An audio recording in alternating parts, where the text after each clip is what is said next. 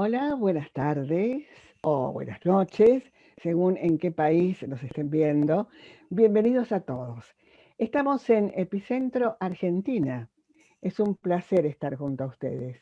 Gracias, por supuesto, al convenio que tenemos con Fundación Junto al Desarrollo, JADE, que somos nosotros, y Radio Epicentro de México, que dentro de muy poco va a cumplir sus primeros 6 años de vida. Mucho esfuerzo, mucho trabajo, mucho amor por la tarea y los más altos valores del respeto a la vida marcan estos 6 años de Radio Epicentro. Aquí en Epicentro Argentina contamos con los auspicios del Colegio Mexicano de Profesionales en Gestión del Riesgo y Protección Civil, a donde pertenezco y me siento honrada por eso, y también nos auspicia a Togapam. En la producción y control técnico aquí en Argentina está el licenciado Marcelo Piatti con el apoyo logístico de Héctor Paz Díaz y Eric Álvarez en nuestro México lindo y querido. Muchas gracias, muchas gracias. Bueno, vamos a presentar a nuestra invitada de este miércoles de Epicentro Argentina. Realmente estamos muy agradecidos de tenerla con nosotros. Es un honor. Ella es una reconocida experta y además el tema que abordará es de fundamental importancia, sobre todo en estos tiempos que vivimos. Muchas gracias, Nancy, por estar con nosotros. Ahora voy a hablar de vos un poco, porque de toda tu trayectoria Es lo hemos menos hecho importante. un resumen nada más. Bueno, ella es magíster, Nancy Caballero, magíster, maestra, como decimos en México, psicopedagoga, licenciada en psicología, magíster en psicología social, orientadora, mediadora familiar, doctoranda en psicología. Como ven, jamás detiene su carrera. Ella sigue aprendiendo y ofreciéndonos lo mejor, lo que necesitamos. Es capacitadora en Kairos Consultoría, profesora titular de la UCA, Universidad Católica Argentina, y presidenta de la Asociación Argentina de Salud Mental, Delegación Mendoza, Argentina. Bueno, es un honor realmente porque el tema nos interesaba muchísimo, Nancy, y creo que va a impactar mucho todo lo que nos digas y nos recomiendes. Te escuchamos. Muchísimas gracias. Bueno, primero, muchísimas gracias a ustedes por la invitación. Es un placer muy grande hablar con ustedes y mucho más saber que personas tan entrañables como las personas de Latinoamérica y de México están escuchándonos. Para mí es un placer inmenso. La verdad es que el tema de la pandemia nos ha atravesado de muchas maneras, de muchas maneras. Creo que no hay un solo aspecto de nuestra realidad que no haya cambiado. Desde la percepción que tenemos de lo que era urgente, de lo que era importante, de lo que eran los vínculos, todo se ha ido modificando. Entre esas cosas que se han ido modificando, una de las que quizá se sintió más, sobre todo al principio, fue la necesidad de entender qué nos pasaba, que es natural en el ser humano, pero que al ser una enfermedad que no es de las enfermedades tradicionales, era muy complicado porque la información se iba gestando junto a la pandemia. Es decir, hoy nos decían una cosa, mañana nos decían otra, y no es porque inventaban, sino porque la ciencia necesita sus tiempos, y esos tiempos no se podían dar, no se podían dar. Todos nosotros recordamos al principio que los síntomas que tenías que tener era tener fiebre, tener tos, y de golpe un día un sacerdote de una villa en Buenos Aires me dice, estoy aislado porque no tengo gusto. Y yo decía, tiene que ver, porque no Claro. sabíamos que también era un síntoma. Y después fue como lo normal.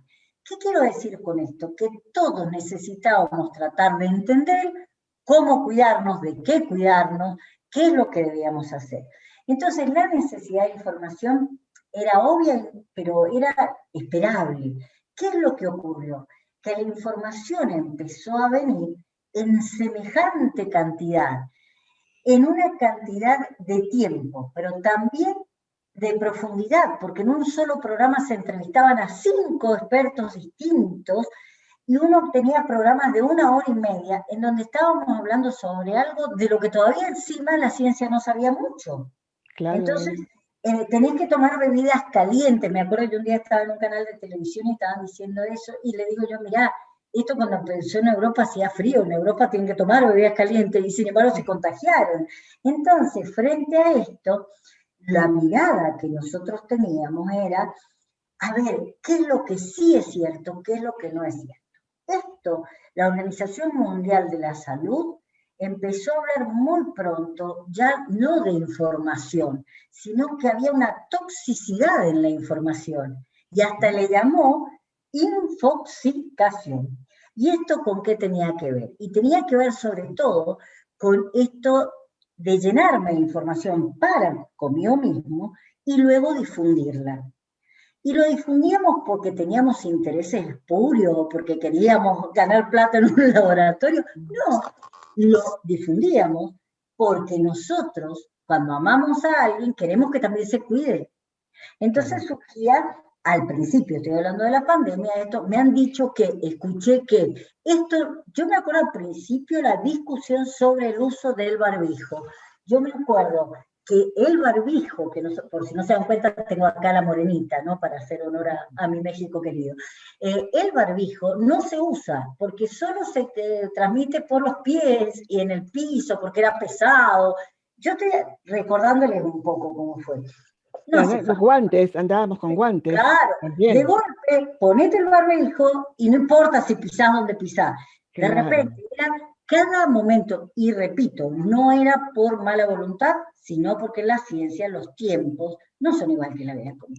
A eso se le empezó a agregar miradas personales, miradas a favor, en contra, políticas, a nivel médico, etc. Y entonces ahí empezó lo que se llama infodemia. A ver, la Organización Mundial de la Salud, ¿qué decía acá? Básicamente, el acceso a la información es necesario, muy necesario. Y la mala información genera más consecuencias negativas que lo que es el coronavirus. Claro, además había una tendencia, como dijiste recién, que es bueno subrayarla, ¿no? A uno mismo, a difundirlo, a decirlo, porque mucha gente lo hacía de buena voluntad, pero también había algunos que decían, no, yo puedo ser líder en esto y a lo mejor lo informo antes. También estaba esa premura. Totalmente. Entonces empieza como una cuestión casi de persona a persona, ¿no? Claro. Me dijeron que, me avisaron que. Y luego pasaba esto de, con esta obsesión que tenemos en el mundo posmoderno, de la noticia antes, no importa si es cierto o no es cierto, la posverdad, pero yo lo dije primero, empezó a haber realmente una carrera sobre eso. Y la verdad es que en medicina la información negativa es mucho más grave que la falta de información. Eso está pautado en los protocolos médicos. Un día, una periodista del Canal 9 de acá en Mendoza, estábamos hablando de estos temas justamente, y yo le decía, es sumamente grave que nosotros demos esta información porque lo hacemos desde la buena voluntad, pero no todo el mundo lo hace desde la buena voluntad. No. Hay intereses creados, no podemos ser ingenuos en eso. Y por otro lado, frente a lo que significa la mirada de una enfermedad que no conocemos, el que está informando quizá leyó un paper de un señor que parecía que era serio y que parecía que estaba bien, etcétera, etcétera, y yo lo tomo como verdadero, lo difundo, y acá surge el problema quizá más grave que tenemos. El primero y principal de nuestros problemas es que realmente no nos dimos cuenta de la gran ventaja que tenía, y que es de lo que yo hablaba con esta periodista. Ustedes se imaginan, no pienso decir mi edad porque no me han pagado tanto como para que yo difunda ese tipo de datos, pero cuando yo me vine a vivir a mi casa, tenía un bebé pequeño y teníamos que buscar, escuchen esto porque los jóvenes no lo van a poder creer, un teléfono público, porque todavía no ponían los cables de teléfono. Claro. Y tenías que buscar, caminar vos a un teléfono público. Entonces yo le decía a ella, fíjate qué cosa rara hubiese sido esto en los años 80. Principio de los 90. O sea, vos literalmente, no había correo, no había teléfono, no había nada, literalmente no hubiese sabido si tu familia o tus seres queridos, mientras no te dejaban salir, a nosotros nos tuvieron mucho tiempo sin poder salir de las casas, no hubiese sabido si estaban vivos o no. Entonces, esta maravilla que fue Internet, poder hacer videollamadas, pero los médicos guiándote por Internet también, haciendo videoconsultas, videollamadas para las consultas, era la parte positiva de esta moneda, muy positiva, y la negativa fue esta infodemia. Acá en la infodemia se pueden mirar dos cosas interesantes. La primera era la persona que informaba, como decías vos, casi compulsivamente. La segunda era la persona que empezó a absorber esto desde un lugar fóbico, porque en el manejo de las emociones, el miedo te cuida en pequeña cantidad, claro, y en mucha cantidad te paraliza. Claro, te sirve para la supervivencia, nada. Absolutamente. Para eso, pero entonces, no para... ese temor que te obligaba a ponerte el barbijo, a lavarte las manos, a ponerte alcohol, de golpe se convirtió en cierro mi casa, que nadie venga, que nadie entre, es decir, pasamos a otro extremo. Y ahí está la gravedad.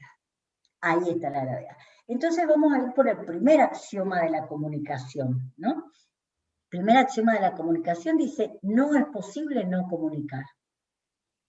Desde la... el enfoque biológico, comunicación, claro. Todo el comunica. enfoque biológico, todo comunica. Pero un axioma enunciado desde lo negativo es una falta de respeto para la academia, ¿verdad? Sin embargo, este axioma se enuncia desde lo negativo porque es para darle el peso de decir, aunque quieras y aunque no quieras, vas a comunicar lo mismo. Aunque sea gestual, el gesto, claro. Lo gestual y lo analógico tiene más peso, claro, lo gestual que lo analógico. Lo digital es la palabra y lo analógico es la forma. Tiene más peso, pero lo analógico, porque eso fue una investigación que hizo la UNESCO hace muchos años muy interesante, donde uno pone todo el acento en qué voy a decir. Y la gente recordaba el 69% de lo analógico, cómo lo dijiste, cuándo lo dijiste, de qué manera lo dijiste, y solo un 31% de lo que dijiste. Esto en tiempo de pandemia tomó una fuerza impresionante, porque no es posible no comunicar significaba, si doy muchos datos era malo, si no doy datos era malo. Si avisaba con tiempo los fallecidos, los muertos, la ocupación en las camas, era malo porque llenaba de números. Si no lo avisaba, la gente empezaba en esa cosa medio paranoica de ¿cuántos habrán que no quieren decirlo? Entonces fue muy difícil este primer axioma durante todo este tiempo. Y fue difícil porque a veces observamos más la cara del periodista, qué estaba diciendo, cómo lo decía. ¿Viste cuando lo interrumpió tal? ¿Viste que iba a dar un dato? Y tal vez iba a dar un dato, el hombre estaba medio disperso, se olvidó. Pero este primer axioma se cumplió a rajatabla. Pero a rajatabla. Estoy de acuerdo, totalmente de acuerdo. Fue así, fue así. Realmente, ahora, ellos, los comunicadores audiovisuales y demás, también tienen sus problemas y también se sienten afectados. Lo que pasa es que la gente los ve como personas que no les pasa nada. Y sí les pasa porque son humanidad, son parte de la humanidad. Entonces muchas veces están también sobresaturados de datos. Entonces, bueno, lo que pueden, hacen lo que pueden. Pero además hay que procesar esos datos. Yo voy a dar un ejemplo muy triste. Mi padre era periodista y cuando era la época, yo era chica, era la época de la dictadura, cuando nosotros nos íbamos a acostar, él le contaba a mamá muchos datos que nunca se publicaban por razones obvias, y yo me acuerdo de la angustia que nosotros solíamos tener, y que no era la angustia que tenía el común de la gente, porque el común de la gente no lo sabía. Esto, los periodistas además tienen a un familiar enfermo, tienen a un hijo que está mal, pero pasó algo interesante, por lo menos en nuestro país, me imagino que nosotros también. Al principio nosotros sufríamos, mirábamos, rezábamos por esa gente de Italia, por los que veíamos en la televisión. Cuando esa persona en la televisión empezó a tener rostro y empezó a tener nombre, y era el papá de mi vecino, y era el abuelo de mi amigo, y era el hermano de esto se convierte en algo muy importante. Y acá viene otro punto que me parece esencial en esta etapa. Platón decía que había que diferenciar muy bien opinión de ciencia. Y da un ejemplo que durante muchos años yo lo enseñé en epistemología porque me parecía fantástico, y es que si vos ponés un cuenco, un recipiente con agua tibia, y venís de afuera con las manos muy calientes, colocás tus manos dentro de ese recipiente, la sentís fresquita. Y si venís con las manos heladas, la sentís calentita. La temperatura del agua en el cuenco sigue siendo de 40 grados. Pero según tu propia experiencia, vos vas a decir, ¿estaba caliente o estaba fría? Eso explicaba, obviamente con la maravilla como lo explicaba Platón, esa es la opinión, es lo que yo siento, creo o veo de una realidad que está ahí. Y eso es opinión. Y lo otro se llama ciencia. Y cuando nosotros hablamos de ciencia, hablamos de estadísticas, de números, de experiencia. Entonces este es un tema que se dejó de lado. Eran hechos versus opiniones, en donde a mí me parece que, yo creo que, y la verdad es que cuando yo empiezo a mezclar hechos y opiniones, cambio un paradigma que es básico. Ya no importa qué dice, sino quién lo dice. Porque yo te creo a vos, Gloria, porque sé que sos una periodista seria. Entonces, porque lo decís vos es cierto. Si a eso le agregamos que lo dice alguien que sale en televisión, ni se nos ocurre dudarlo. Claro, claro. Por supuesto. Con el poder inmenso de la imagen y además Claro, el pero reconocimiento, lo claro. dijo Gloria en la radio, lo dijo Claro, Gloria en la televisión, es cierto. Y esto ni siquiera se plantea como una posibilidad, se plantea como una realidad. Y si vos me permitís, cuando uno habla de constructos sociales, los constructos que son los idearios colectivos de los que uno habla, tienen una característica muy interesante. Es muy difícil desarmar un constructo social. ¿Y sabes por qué? Porque parte de la base de algo que es real. Pero le agrega cosas que tienen que ver con la sociedad, las personas, etc.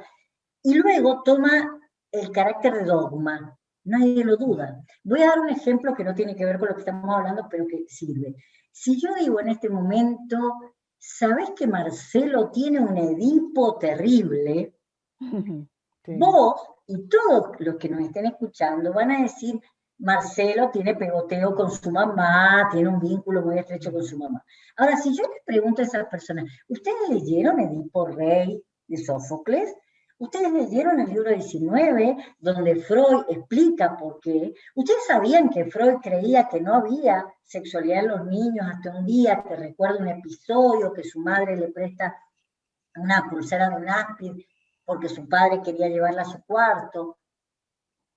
No, no lo sabíamos, pero ninguno de nosotros dudamos. Cuando yo dije, Marcelo tiene un Edipo terrible, todos asumimos que Marcelo tiene que ir lo más pronto posible a un psicoanalista, porque el muchacho está muy pegoteado con su madre. Entonces, no, como dicen ustedes, no estoy yo para decirlo, no estoy para escucharlo, pero el muchacho tiene un problema. No sabemos cómo es la relación de Marcelo con su mamá, no sabemos nada. Eso es un constructo social. Es decir, nadie se animaría a discutirme lo que yo estoy diciendo, pero no lo sabemos en realidad.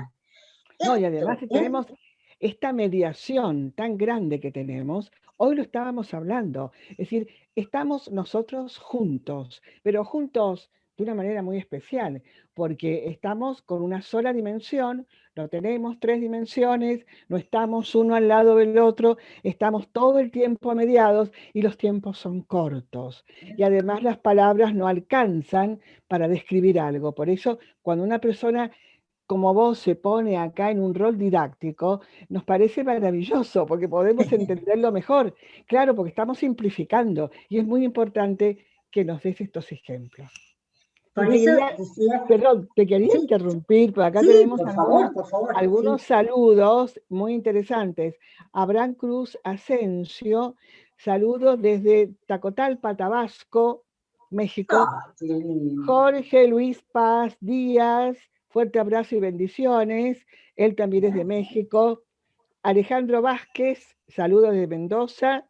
Y acá tenemos a alguien más también que nos está, Maverick Arturo Sánchez, que es de México, manda saludos. Y el maestro Luis Eduardo Pérez Ortiz Cancino, que es un experto extraordinario también, como todos, que alcanzó el doctorado ahora, manda un saludo muy cordial. Dice que el tema es excelente. Te seguimos escuchando. Muchísimas gracias a todos, y especialmente el que me mandó la bendición, porque supongo que es de mi morenita también. A todos los que no conocen Mendoza, esperemos que puedan conocerla porque también es maravillosa, ¿no? Es muy interesante esto de pensar que si yo soy capaz de plantarme en un lugar dogmático frente a un ejemplo como el que yo di recién, ¿no? Pero que lo vemos todo el tiempo, esto es así porque es así, porque eso sería un dogma, esto es así porque es así, nadie lo cuestiona. Esto se empezó a dar mucho en la pandemia, y al ponerme en un lugar dogmático, lo que me ocurre es que me pongo en una postura absolutamente intransigente. Vos opinás igual que yo, estás de mi lado. Si no opinas igual que yo, en realidad lo que estás diciendo está mal. Julián María decía alguna vez, ustedes no dicen yo opino distinto, usted está equivocado. Y a mí me dolió el corazón cuando lo dijo, y dije, tiene razón, porque nos cuesta muchísimo pensar o averiguar o saber, porque quién lo dice es lo que importa. Y entonces fuimos perdiendo el valor de la palabra. El valor de la palabra tiene que ver con qué respalda esa palabra. Si en esa palabra yo antepongo, yo creo que, me parece que, mi opinión es totalmente libre, porque yo soy dueña de creer en lo que quiero, en lo que me parezca, y soy dueña de ver la tierra plana o el sol cuadrado. Estoy en mi derecho.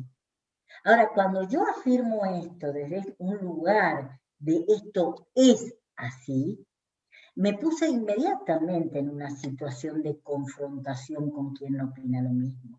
Por eso estos constructos sociales, la única forma que tenemos nosotros de desarmarlos es poder separar lo que vos crees de lo que es realmente. Y entonces recién empezaremos a poner en duda no lo que estás diciendo, sino la fuente de donde salió, la mirada de donde salió. Y acá también ocurre algo interesante en nuestro mundo, en donde los títulos, y cuando hablo de títulos no hablo de un papelito en la pared, estoy hablando de lo académico, del aprendizaje, del conocimiento, pasan a un segundo lugar, y realmente si vos tenés un programa en televisión, o tenés el mismo derecho a opinar sobre la inmortalidad del cangrejo, o sea, sobre todo, cuando en la realidad, si vos me preguntás, yo vivo en una zona sísmica, los mexicanos saben muy bien lo que es eso, entonces cuando nosotros tenemos que construir algo, yo llamo a un ingeniero y que diga de qué tamaño debe ser el hierro de las columnas. Mirá que yo le dijera a un ingeniero, a mí no me gusta esa columna tan gruesa, a mí me parece que quedaría más bonita un agujero acá en la mitad de la pared. El ingeniero no me va a hacer caso.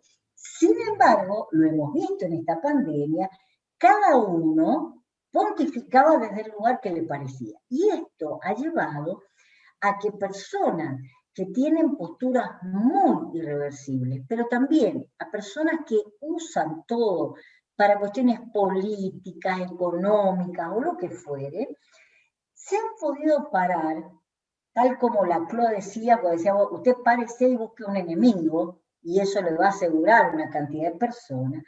¿Y qué nos ha ocurrido con la información? Que vos tendés a escuchar la información que coincide con vos. Claro. Que tendés a buscar la información con la que más te identificás.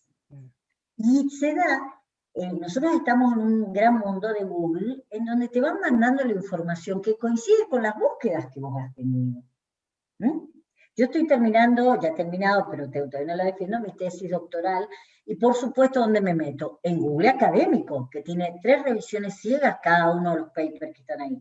Yo ahora pongo cualquier tema, pero pongo cómo se hace una tarta de manzana, y lo primero que me aparece es algo de un académico. ¿Por qué?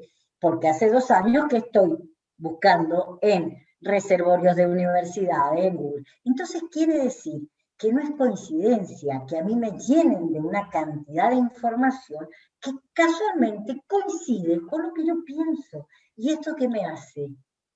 Me hace sentir seguro, me hace sentir bien. Entonces, durante la pandemia, y esto es muy importante, se empezó a dar lo que yo llamo una adicción. ¿Por qué lo llamo adicción?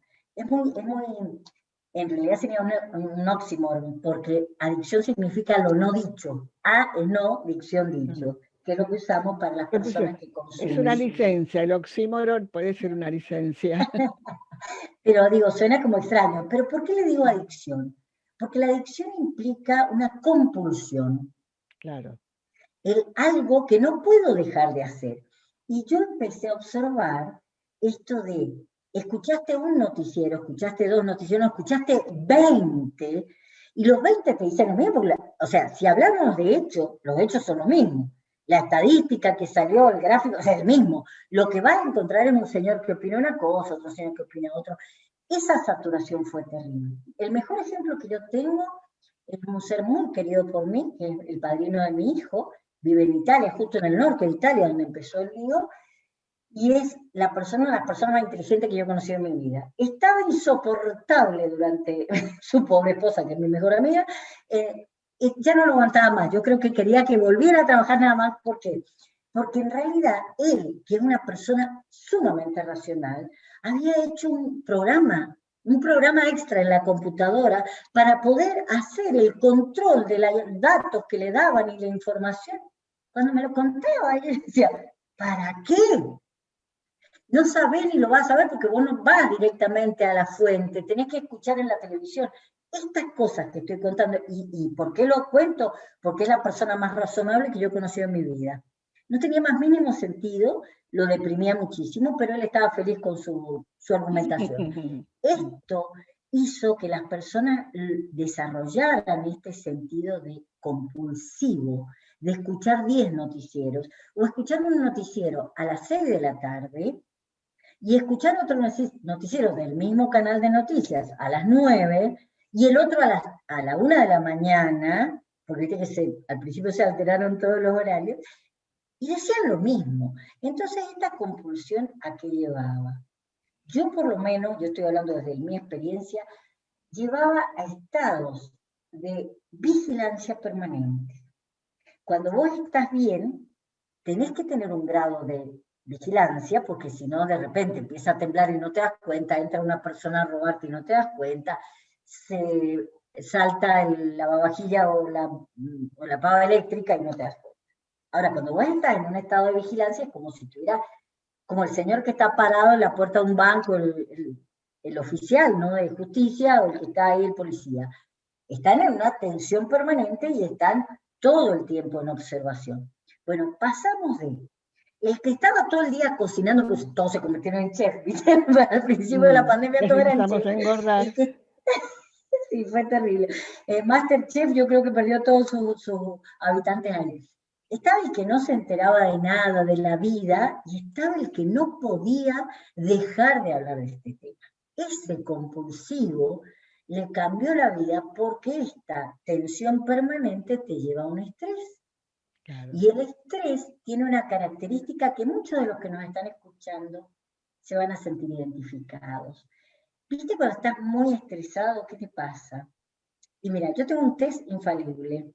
Cuando vos en un solo día digas, siempre, nunca, nadie, todos, estás muy mal. Estás con un burnout de aquello. ¿Por qué? Porque uno tiende a magnificar lo malo, a disminuir lo bueno, a no encontrar matices, porque el estrés te lleva a eso. Entonces yo voy a dar la primera receta. Yo odio cuando dan receta de cocina, le digo yo, pero está bueno esto, porque es como un Pero autotest. está bien, si no, ¿cómo haces la comida? Te va a salir Es como mal. un autotest. Son ingredientes, son los ingredientes necesarios para que podamos manejarnos, ¿verdad? Y no estar en ese ambiente tan tóxico a veces, porque ¿sabés lo que falta también? Discúlpame que te interrumpa. Sí, por favor. Siempre lo decimos, falta una pedagogía de los medios para poder entender cómo son. y para poder saber despegarse de todo eso o pegarse cuando sea necesario, como fue el partido de Argentina y Brasil. Había gente que estaba, bueno, estaba bien, porque estaba enloquecida con el juego, pero ya cuando llegás a ponerte mal, te levantás y le pegás al televisor, ya creo yo que es una situación como la que está más o menos Claro, planteando acá, claro. de fobias, A ver, obsesiones y todo lo demás. amamos a Messi, gracias a Dios tenemos a Messi. Ahora, vos ves que la gente, cuando él hace tal vez una jugada buena, pero no maravillosa, le Claro, gritan, lo insultan, el señor está atrás de un televisor, no te escucha, pero es parte de esto, ¿no? ¿Y qué nos claro. ocurre? Que cuando empezamos en esta situación, mira, había un autor en los años 60, pero que tiene una definición que me parece fantástica. Decía, cuando uno empieza a tener una visión muy negativa, ¿sabes cuál es la visión que tenés? La de un túnel. Ujú, Viste que nosotros cuando vamos a Chile pasamos por varios sí, túneles en la precordillera y después el túnel largo que es que nos comunica con Chile. ¿Qué podés hacer en un túnel? Nada. No podés irte a la izquierda, no podés irte a la derecha, no podés irte a la banquina, no podés hacer nada, tenés que seguir para adelante. La visión negativa, cuando vos estás muy estresado, estás muy mal, esa visión negativa claro, tiene sí, como característica que es como decir, ¿viste esa sensación de agobio, de no hay nada que hacer, hay que seguir? Y acá estamos, y dale para adelante, con una cosa, ¿viste? Del medioevo cuando cargaban la cruz, más o menos, porque la realidad es que las tres preguntas que vos te vas a hacer cuando surjan este tipo de preguntas o de planteo, las tres preguntas que te van a hacer son muy simples. La primera sería, y esto estoy hablando bien de lo que es inteligencia emocional y manejo de emociones según la ujú, escuela de Goleman y Harvard, ¿no? ¿Qué es lo primero que te vas a preguntar vos? Lo primero que te vas a preguntar va a ser, ¿qué nivel? Y mirá qué preciso, qué justo para esto, ¿no? ¿Qué nivel de realidad o de certeza tengo yo sobre esto que estoy pensando? ujú. Y esto te estoy hablando de la pandemia y te estoy hablando de cuando yo llego muy enojado frente a una situación que me fue mal y me empiezo a enojar con todo el mundo y quiero hablar por teléfono y empiezo a mandar WhatsApp. A ver, espera, ¿qué nivel de realidad y de certeza, qué elementos objetivos tenés para pensar así? Y con eso solo te desarmé la mitad, porque el nivel objetivo sería, porque yo lo escuché, ¿dónde? ¿Cómo? ¿Quién lo dijo? ¿Qué tienen de...? ¿Entendés? La segunda pregunta, y esta sí esta es objetiva la primera, la segunda es absolutamente subjetiva. La segunda es subjetiva. ¿En qué me beneficia pensar así? Claro. Y si vos sos capaz de contestarme en una cosa que te beneficie, cuando caíste en esta adicción, en esta infodemia y no puedes salir, a ver, te escucho, pero va a ser difícil. Y la tercera es resiliente, Ahí está. porque la tercera sería, ¿qué pasaría si? Me Entonces, preparo, me preparo. ¿qué pasaría si? Entonces, ¿qué hiciste? Primero, objetivaste la información. Primero dijiste, esto puede o no puede pasar, esto lo sé porque voy a corroborarlo con tal lugar, con tal zona. Segundo, es subjetivo porque te preguntaste a vos mismo, ¿para qué me sirve esto? Y la tercera es resiliente porque es la posibilidad que voy a tener frente a esto. Entonces ahí Claro, trabajás, como decía Víctor Frank, esta es la realidad que tengo, yo claro. decido cómo Ujú, vivirla. ajá, Entonces ahí trabajás desde ese lugar a decir, esto es lo que tengo, objetiva y subjetivamente, ¿qué puedo hacer con ello? Y eso es emocionalmente muy inteligente y sumamente resiliente porque, porque flexibiliza tu nivel de pensamiento. ahora, esto Evitas el túnel. es magnífico, me parece extraordinario. Ahora bien, ¿cómo hacemos con esos grupos etarios o con esos grupos que no son etarios, son étnicos, que tienen una cosmovisión tan distinta de nosotros, ¿no? ¿Cómo hacemos para que lleguen a esta reflexión? Eso también a veces cuesta porque en nuestra América tenemos algo tan maravilloso que es esta multiplicidad de razas, de etnias, de cosmovisiones, de gente que no piensa así, que vive en la zona rural, que vive en un cerro, que vive al lado de un río, que se inunda, que le pasa. ¿Cómo hacemos? Porque también tiene que haber algo para llegar hasta ellos o Bien, entrar en su cosmovisión y estar con ellos ahí. Esto lo debe saber mucho, ¿sabes quién? Alguien que nos está escuchando y que es magnífico porque es un antropólogo mexicano, ah, que es el doctor Raimundo Padilla. Raimundo hace un trabajo extraordinario en México porque, bueno, después lo vas a conocer, ojalá que se conecten todos, sí, esa sí, es la por idea, supuesto. esa es la idea. Y entonces me quedé pensando en su trabajo y en otros tan valiosos. ¿Cómo hacemos? ¿Cómo hacemos? Es una pregunta Bien, muy yo general, pero partamos de la base que apenas sí soy profesora de filosofía, así que no me voy a meter con un antropólogo no, nunca, no, no, esa no, no, no, pero claro, pero no, sí hay yo algo que me es lo... importante. Y esto creo que nosotros en nuestro, no sé en otros continentes, pero sí en el nuestro, Sí, tendemos a pensar por el otro. ajá, Tendemos a pensar qué es lo que el otro necesita, quiere, le parece. Y no estoy hablando de la colonización contra los indios contra el otro. No, no, estoy hablando en general, porque tenemos esa mirada que nos parece que estamos ayudando, y esto no es de la época de la colonia, estoy hablando de aquí y ahora. ujú, ¿Mm? Y en eso sí estoy hablando con autoridad porque yo soy voluntaria en un hogar de una zona, nosotros decimos Villa Miseria, en una zona sumamente humilde, ujú. sumamente carenciada, y realmente me canso de escuchar explicaciones sociológicas de personas que jamás hablaron con ellos. Entonces, Ya. yo le decía a mi directora de tesis la otra vez, la tesis mía, mira, tiene que ver con la resiliencia, es la falta de sentido del humor en los chicos deprivados culturalmente no les permite ser resilientes. Ujú. Entonces, trabajar sobre esa parte me parece esencial. El sentido del humor desde lo simbólico estoy hablando, Claro, ¿no? claro, Si claro. ellos no son resilientes, no van a tener ninguna posibilidad de cortar esos círculos de pobreza. Me canso de escuchar explicándome cómo viven con eso. Entonces le decía a mi directora de tesis, lo primero que yo tuve que hacer fue acallar mis libros, mi cabeza, mi interioridad y escucharlos. Y escuchar por qué a las mujeres les parecía maravilloso ser ama de casa, cuando nosotros mandamos a nuestro hijo a estudiar a la universidad a los 2 años y medio. Y la verdad es que lo que no logramos hacer en América, a mí me parece, en mi opinión, es ser empáticos. ¿Mm? Porque ser empático no es decirte, si yo fuera vos, Gloria, lo que No, haría es, no, no. Ser empático es poder, mira, yo doy un ejemplo en los cursos, en los talleres que doy yo, un ejemplo muy simple. Si ustedes me permiten, yo ya estoy vieja para elegir los ejemplos nuevos, no, así no, que yo tengo adelante. mi ebook por acá, pero no lo encuentro, así que voy a usar mi tablet. Si yo les pregunto a ustedes de qué color es esto, ustedes me van a decir rosado. ¿Mm? Ahora, yo les voy a decir, es evidente que no es rosado, tiene varios colores, entre ellos blanco, negro, y vamos a discutir esto durante, si no se nos terminara el programa, horas. Hasta que yo no me dé vuelta y vea por qué ustedes me dicen rosado, ¿eh? O ustedes no se den vuelta y entiendan por qué yo le digo de muchos colores.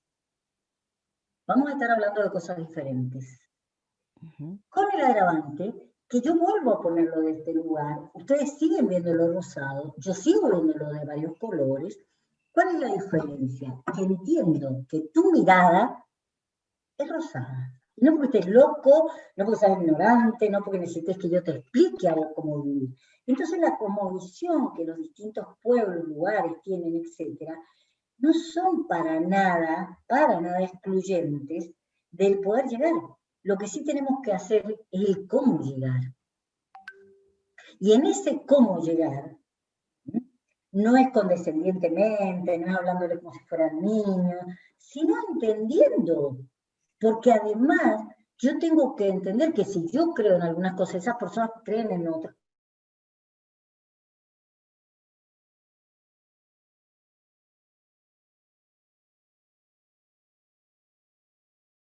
Personas que viven en el DF, es un mundo de gente, la persona que viva hay algunos que viva, por favor, se los pido en Mérida, de Yucatán, que yo quiero ir a ver esos cenotes, o la persona que viva en Chiapas y que posiblemente ni siquiera habla castellano en muchos casos. Claro, claro. Entonces, lo que yo voy a hacer es, la pregunta es la misma porque el sentido de la pregunta es la misma. Y voy a verlo con los ojos de ellos. Por todo esto, es que yo insisto mucho, en que para esta pandemia, pero para esta adicción que la pandemia ha hecho, en donde no quiero saber nada, ¿sabés qué imagen tengo? La de los niños pequeños que dicen, no te escucho, no te escucho, no te escucho, Sí, que esa persona que te, sí. no es cierto, es una gripe, Claro, no pasa nada, si no, pará, claro. ¿cómo no pasa nada? Hay gente muriendo. En mi país hay casi 100.000 personas muertas, son 100.000 familias, personas, sueños. ¿Cómo voy a decir no pasa nada? Y el otro, que es el que tiene la sobreinformación, y un poco más y te da la estadística, la deviación estándar, la media, la moda y la modal de cada una de las estadísticas. Pero Entonces, claro, viste, perdón, eso lo estamos escuchando y se está naturalizando. Entonces vos ves números nada más y no ves que detrás de ellos, de esos números, está la humanidad. hay Claro, es un lo que ser estoy humano. diciendo. Acá Mira, tenemos, mira, un mensaje sí, muy hermoso del maestro Luis Eduardo Pérez Ortiz Cancino. Así estamos todos frente a los riesgos que no conocemos. La incertidumbre la llenamos de creencias, entre comillas. totalmente, Y totalmente. justo por eso hay que ser empáticos y sensibles a esas muchas maneras de ver el mundo. Cuando somos honestos, tenemos que colgar el título de doctorado y aprender a escuchar para construir Exacto. sentidos comunes favorables a la prevención. Me llena de gozo escucharlas, gracias, gracias.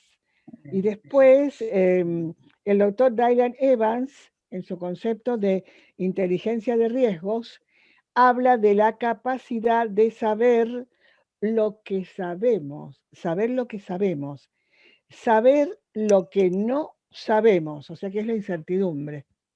Y digo yo, y llenar los huecos de la incertidumbre de manera consciente, con nuestras creencias, hasta crear un sentido común favorable a la prevención.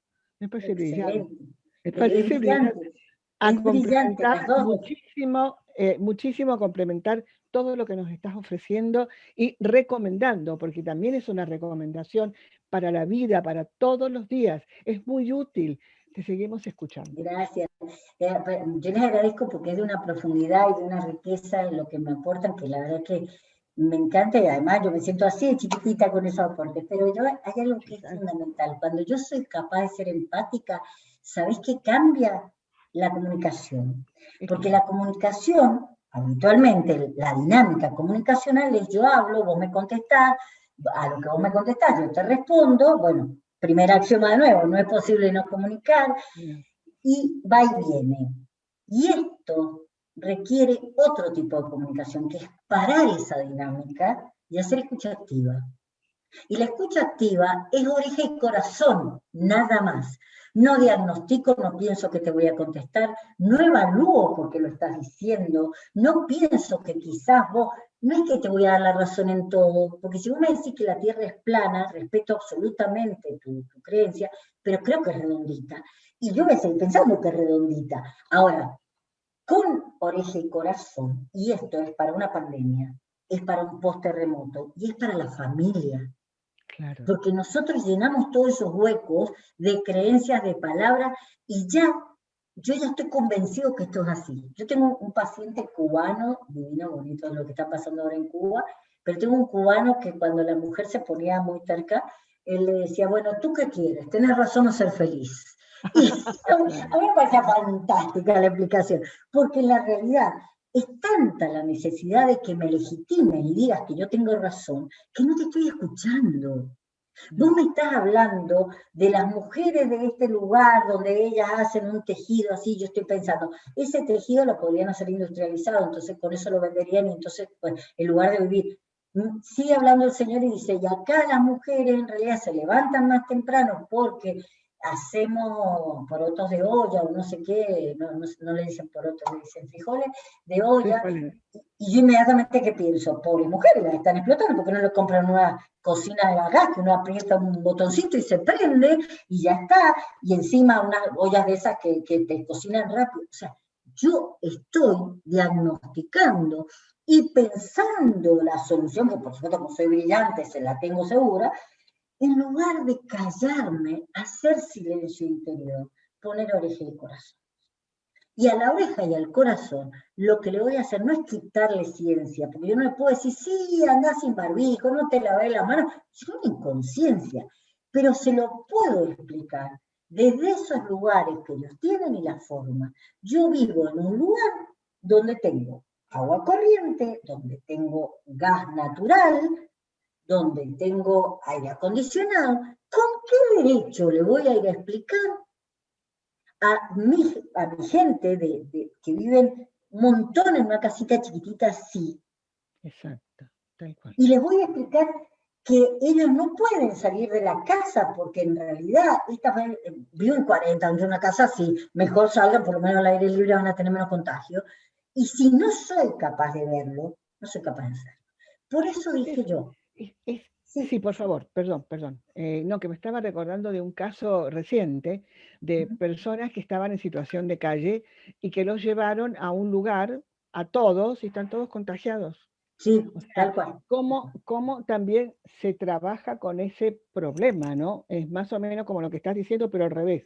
Aquellos tienen una casa chiquitita, estos no tienen nada, están afuera. Claro, claro. Entonces los pusieron en un lugar, en un albergue, y se contagiaron. Claro, porque antes estaban al aire libre, pero se iban a morir de frío, está bien. Pero digo, son situaciones en las que uno, por llegar a lo óptimo, por ahí abandona lo mejor. Claro.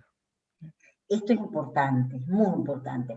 Y cuando yo decía, ¿hay un remedio para esto? Sí, primero, después yo le voy a dar algunos tips, por supuesto, pero hay un remedio que para mí es infalible, no solo en la pandemia, sino en esta contradicción que tenemos, que en la era de las comunicaciones, vos decías recién algo de estamos lejos. ¿Vos sabés que nuestros chicos son sin territorio?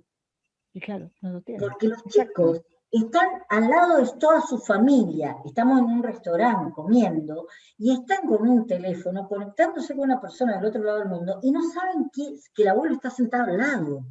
Entonces son sin territorio. ¿Viste cuando los viejitos decían de cuerpo presente? Bueno, el cuerpo está presente, la mente está en otro lado. Entonces, yo soy una convencida que las grietas sociales, políticas, económicas, solidarias, que para mí son las más graves, que las pandemias y todo tienen una única solución, que es el desarrollo del juicio crítico.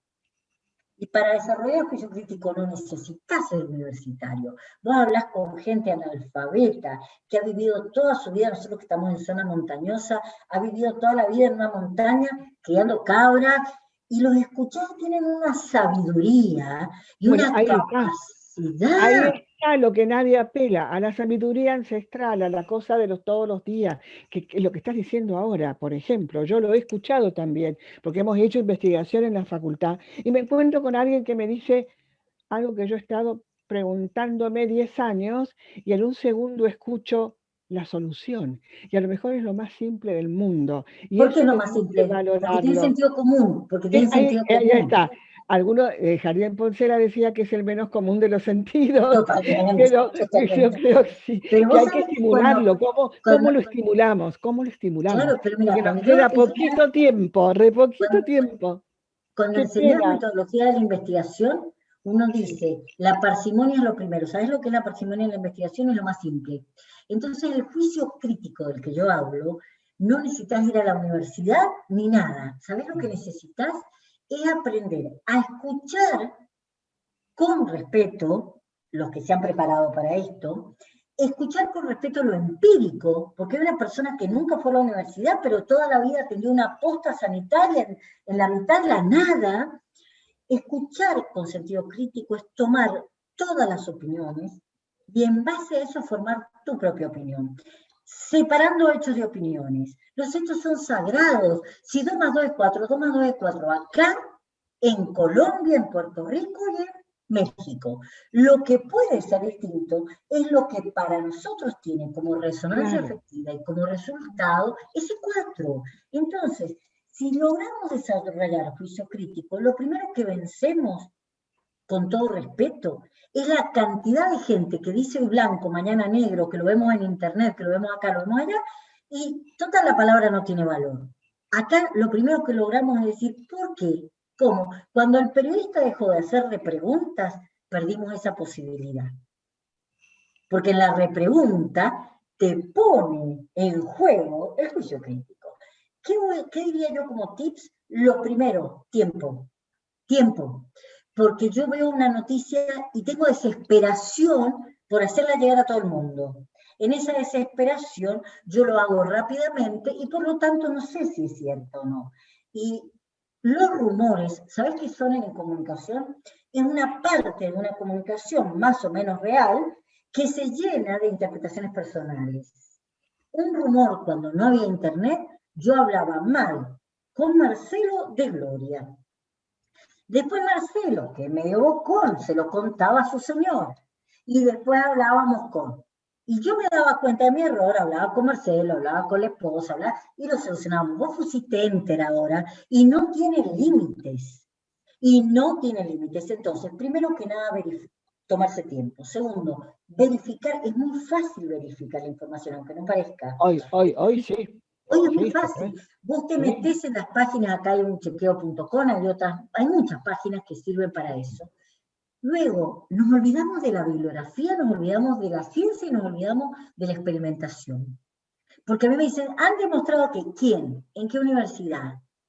¿Cuántos casos fue la muestra de población? 3 preguntas te hice. Y con esas 3 preguntas te puedo contestar, puede ser, pero hay que esperar que lo prueben en tal.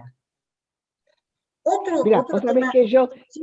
perdón, yo que quería acotar ahí nada más que es muy fácil hoy generar un rumor como el que estás diciendo, que vaya por las redes sociales, porque está disponible el logotipo de tal lugar, de tal institución en internet, entonces lo arman, lo ponen, porque hay gente que se dedica a eso. Y una vez tuvimos acá un rumor que circuló muy rápidamente por las redes, que decía, el INPRES está anunciando un terremoto para las 8 de la tarde con epicentro en la calle San Martín, y le habían puesto el logotipo de el INPRES. Entonces el INPRES inmediatamente lo desmintió. Pero la gente cree eso porque está viendo algo que a lo mejor las instituciones no lo están haciendo. Es decir, Claro, no hay pero una vos fíjate, Gloria, que oficial. eso, una persona que escuchó un rumor y lo repite, una persona que busca un logo y lo pone, hay algún interés. Pero yo te voy a recordar que en el año 30, New York casi se vuelve loca porque pasan, ¿se acuerdan de ustedes de Orson Welles y la famosa invasión de los ovnis? Entonces, tenemos la grabación de la Guerra de los Mundos, claro. La Guerra de los Mundos. Esto es una maravilla. Todo. Es un ejemplo. Pero la gente lo creyó hasta el punto de la locura, ¿tú sabes?